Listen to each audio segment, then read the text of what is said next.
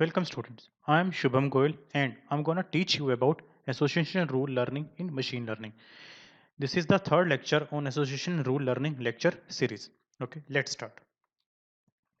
These are some of the topics that we have to discuss today.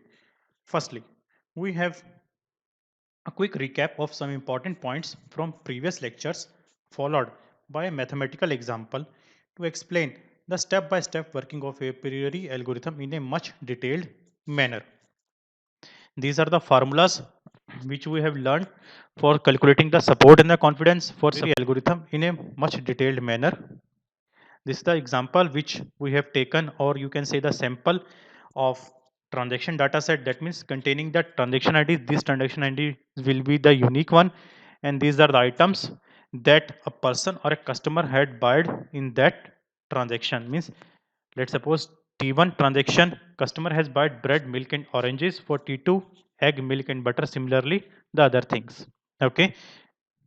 Here, the minimum support value is 25% and minimum confidence value is 60%. These two things is predefined and given to us before the start of our a priori algorithm. Now, let's start the working of a priori algorithms. First of all, with the determination or the identification of frequent item sets. So, in that case, for first step is to construct the item set having only a single item. Okay, let's start. So in first iteration, what we have done is we have constructed the item set of size 1, that is bread, egg, milk, oranges, butter. That means every set will have the single item, and these all item must be present in some transaction in this transaction data set. So this is known as C1. So after getting the bread, now, first of all, we have to calculate the support for this bread. Now, how to calculate the support? We know the formula is total number of transaction containing the bread and divided by the total number of transaction in the transaction data set. Here, the transaction containing bread are bread, this one T1, T3 and T5. So there are three transactions containing the bread. Okay. Now total number of transactions are 5. So 3 divided by 5, it's gonna 0.6. Similarly for egg, number of transactions containing egg are 1, 2 and 3. Similarly, we get 0.6, and for milk, support is much higher as number of transactions for milk are more. First T1, then T2, T3 is also having milk, and T4 is not having the milk, but T5 is having the milk. So 4 divided by 5, we are getting 0.8. But for oranges, we are getting the support value just 0.2. Let's see how. Because there is single transaction corresponding to oranges. So 1 divided by 5, it becomes 0.2. Now, after getting the support of these all items or these all item sets, our task is to find out the item set or discard the item sets which are not having the value greater than the minimum support, that is 25%. So here oranges is discarded from this calculated table as value is just 2.0.2, which is less than the minimum support value, that is 0.25. So here our final table becomes bread, egg, milk and butter with their corresponding support values. This is the final table after the first iteration, and C1 is representing the candidate table. Okay. Now let's move to the second iteration. So in second iteration, what we have to do is we have to construct the item sets of size 2. Okay, let me show you. We have to construct the item sets of size 2 from the items in F1. That means the items in F1 are only considered to form the candidate table 2. That means as we know that F1 has not having oranges, so F1 oranges will not counted in the candidate set 2. So here are different combinations of elements that are present in F1: bread and egg, bread milk, bread butter, egg milk, egg butter and milk butter. Now this is the candidate set 2. Now our task is now to calculate the support value for this item set bread and egg. So let us count the instances containing bread and egg together in a transaction, or how many transaction a customer has bought both bread and egg together. So first of all, the transaction is bread and egg. First transaction. Sec No, there is only one transaction containing bread and egg which are bought by the customer. So here value becomes 1 divided by the total number of transactions 5. So it becomes 1 by 5, 0.2. Now let us calculate for bread and milk. Here for bread and milk number of transactions are 1, 2 and 3. So 3 divided by 5 it becomes 0.6. Similarly for now our task is to discard the item set which is having the value less than the minimum support. So here is the value 0.2 which is less than the 0.25, that is the minimum support value.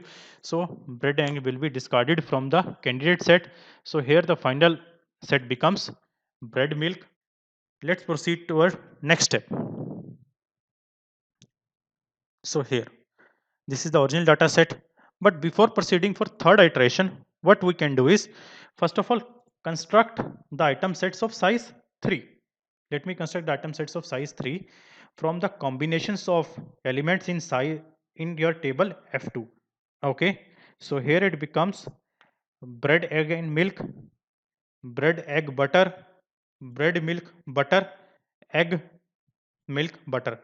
Or moreover, these combinations will also going to be exist in the your original transaction table. So what we have to do is now here, before calculating the support of this item sets of size 3, let us prune the item set. You have to do is construct all the subset of that item set. That means construct the subset of this bread, egg and milk. So here the subset will become, one subset will be bread, egg and milk, other subset will be bread and egg, next one will be bread and milk, and next one will be egg and milk. So here is the subsets corresponding to your item sets of size 3. Okay, so this first row corresponds to the bread, egg and milk, second corresponds to bread, egg, butter, third corresponds to bread, milk, butter, and next corresponds to egg, milk and butter. Now these are all the subsets of this item set of size 3. Now what you have to do is, now analyze this subset very carefully and try to find out that if this subset is present in table F2 or not. Now, after analyzing first row, we have found figure out that bread and egg is having the support less than the minimum support that we have removed from the candidate table to give F2. So here is a subset. Now in the second row also we are having bread and egg, that too is not present in the F2 table. Okay, in row 3 and row 4, all subset of that item set of size 3 are present in the F2 table. Now what we have to do is, with these entries marked in red, so here we have learned the property of support, that anti-monotone property, that all subsets of a frequent item set must be frequent. So as we know that the branded egg is not a frequent item set, so then its superset will also not be a frequent item set. Okay, what I'm saying here, that bread and egg as per anti-monotone property is having a support less than the minimum support. That means it is not a frequent item set. That's why any superset of this subset will also not be frequent. So we have to prune this item set from the table. So we have to prune it. Yes. Now for the second row also bread and egg is there. Yes, we have to prune it. So if any of the subset of your item set is not frequent, then we gonna prune that item set or remove that item set from further analysis or any rule calculation. So here we are left with only two item sets of size 3, bread, milk and butter, and egg, milk and butter, which are frequent item sets or not going to be pruned, as all subsets of these item sets are frequent item sets. Let's move to our third iteration. Okay. In third iteration, what we have to do is we have to calculate the support of the item sets which are left or the remaining after the pruning operation. So let us calculate the support. So here, as support of every interest is greater than the minimum support, so F3 is same as the C3. So there is no candidate in C3 which can be removed from the table. So this C3 becomes F3. Okay. Fourth iteration. In fourth iteration, what we have to do is we have to increase the size of item set by 1. Let us increase the size. So here we will have just have one combination: bread, egg, milk and butter. So as the support item set of size 4 is less than minimum support, so this item set cannot be further analyzed. So we have to limit our frequent item sets up to only size 3. So our final frequent item sets are bread, milk, butter and egg, milk, butter with their corresponding supports 0.4 and 0.4. Now next step what we have to do is we have to proceed for rule generation. Now let's consider only item set bread, milk, butter here for rule generation. So first of all we have consider bread, milk, butter item set, that is frequent one, for to generate the rules corresponding to this frequent item set. So first of all what we have to do is for constructing the rules you have to binary partition it. So the subset of considered item sets are bread, milk, bread, butter, milk, butter and other set will be only milk, bread and butter. So we have to consider every subset of it excluding the one having all the entities of this item set and including the null one. We have to consider all the subset of this frequent item set. Now next we have to proceed for rule generation. So now how to generate the rule? So first of all what we have to do is, let's suppose we have taken the set bread and milk, that means the subset corresponding to bread and milk. Now we know that there is only single entry left from the item set, that is the butter. So here rule becomes bread and milk implies butter. Or moreover we have also learned that for rule generation we have to start with single consequent element in the consequent part. So first of all you have to construct the rules by considering only the single consequent element from the consequent part.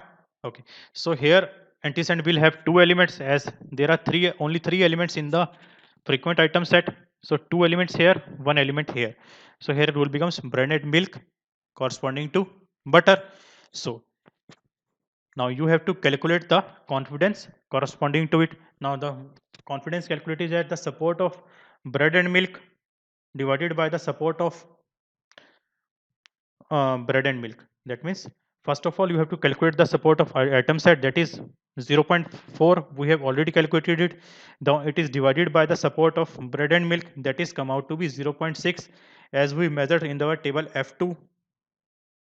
Okay, so here the confidence value becomes 0.66, but this value is greater than the minimum confidence value, that is we fixed for 60%.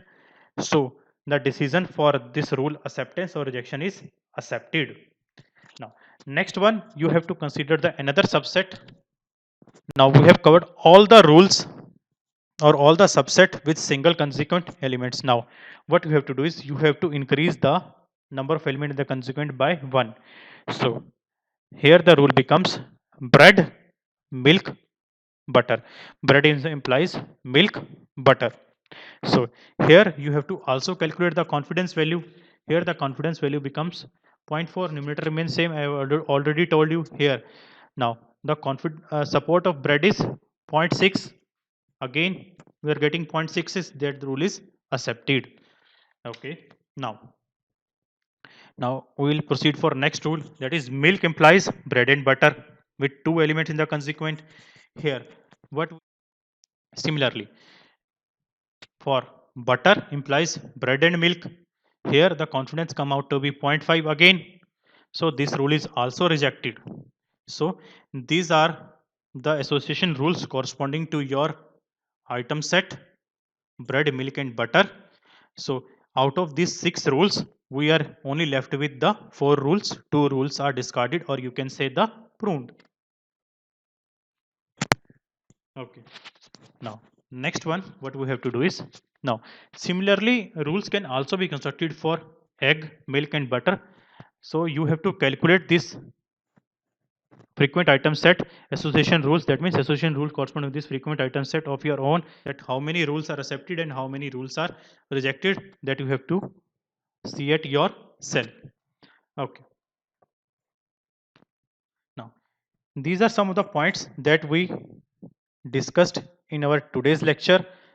That is quick recap. Watching the lecture video, students, do watch and understand the remaining lectures in the machine learning lecture series. Once again, thank you for watching